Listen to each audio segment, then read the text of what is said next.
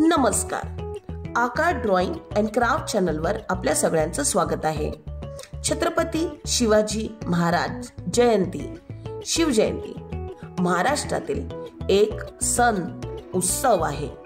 यासाठी मी इथे बनवणार आहे छत्रपती शिवाजी महाराजांचं स्टॅच्यू. त्यासाठी आपण काय करू शकतो? मी इथे एक वुडन बेस घेतला आहे आणि शिल्पकार घेतला आहे. हे शिल्पकार आपल्याला एकत्र मिक्स करून नाही घ्यायचंय, तर आपण इथे जेवढं आपल्याला लागणार आहे म्हणजे ह्याच्या हाफ बस इतकंच आपण ते सेपरेट करून घेऊया आणि हेच आपण हाफ मिक्स करून घेऊया. नंतर आपण आपल्या वुडन बेसवर छत्रपती शिवाजी महाराजांची प्रतिकृती ड्रॉ करून घेणार आहोत.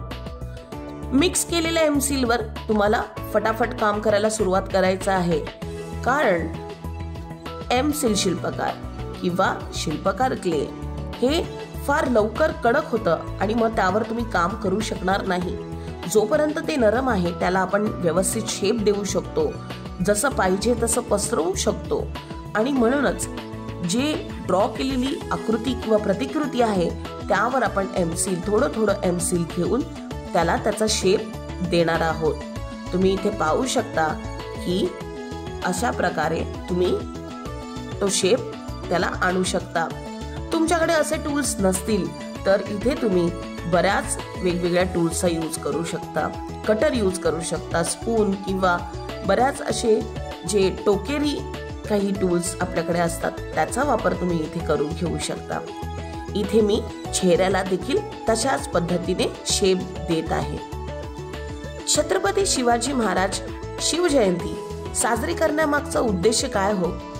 छत्रपती शिवाजी महाराजांचे विचार समाजातल्या प्रत्येकापर्यंत पोहोचावेत हीच आहे. अशी प्रतिकृती बनवून आपण असं काय करणार आहोत?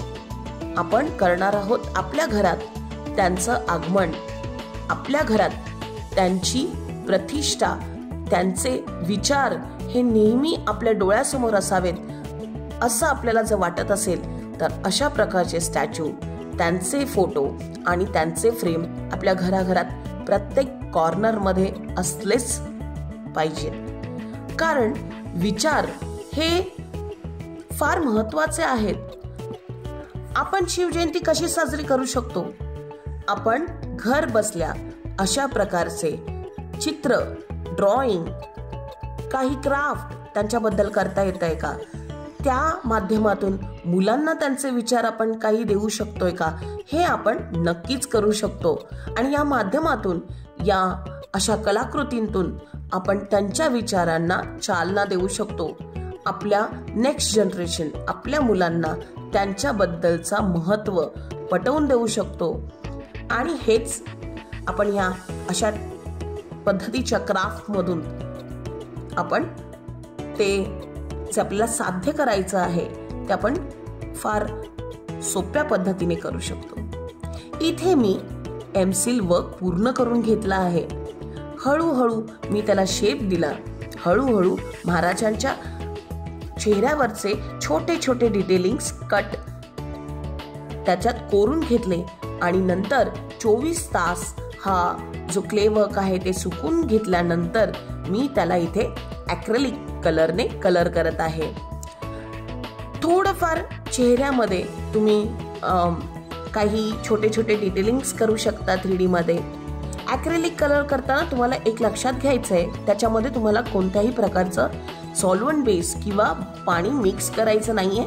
ते जसं आहे तसंच ते अप्लाय करायचं आहे. इथे मी ते सगळे छोटे डिटेल्स करून घेतले आहेत आणि तुम्ही पाहू शकता छत्रपती शिवाजी महाराजांचा छोटीशी प्रतिमा आपण ह्या वुडन बेसवर अशी उतरवली आहे. आता बऱ्याच जणांना असा प्रश्न पडतो की ह्याचा वापर कसा करावा?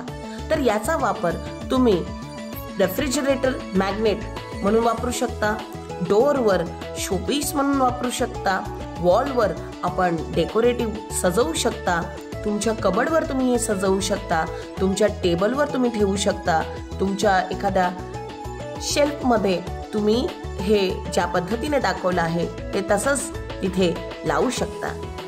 तुम्हाला आमची ही आयडिया, आमचा व्हिडिओ कसा वाटला आम्हाला कमेंट बॉक्समधून नक्की कळवा. आमचा व्हिडिओ आवडला असेल तर लाईक करा, जास्तीत जास्त लोकांपर्यंत शेअर करा आणि आमच्या चॅनलला सबस्क्राईब जरूर करा. धन्यवाद.